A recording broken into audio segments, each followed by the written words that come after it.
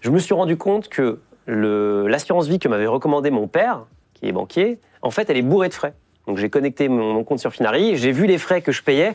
Et tu vois les frais? Ouais, tu vois les frais, ouais. Tu vois sur Finari, tu peux voir combien tu as de frais sur les... Exactement. Que la banque te prend. Que la banque te prend, mais les frais, je veux dire, tu vois, sur une assurance vie, il y a des frais de versement, des frais d'arbitrage, des frais de retrait, enfin, c'est un millefeuille, le truc. Et donc, c'est extrêmement difficile. Tu peux lire la documentation juridique, mais bon, il faut savoir la déchiffrer. Nous, on automatise tout ça et on te dit non seulement combien tu payes de frais, et on te dit combien le manque à gagner que tu as.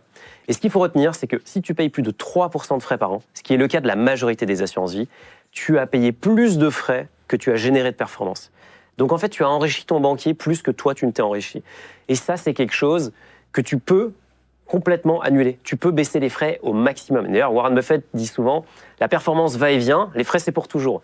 Donc si vous payez 3% de frais par an, ça paraît pas beaucoup, 3%. C'est énorme. Mais en fait, les intérêts composés, ça marche aussi pour les frais. Donc ça s'appelle les frais composés, et vous allez avoir un manque à gagner qui va être monstrueux. Donc là, vous connectez vos comptes, et vous voyez tout de suite, on vous montre les fonds et les assurances vie qui coûtent cher. Et là, il ne faut pas se poser de questions. Là, il faut faire comme Warren Buffett, il faut couper la position, il faut passer à autre chose.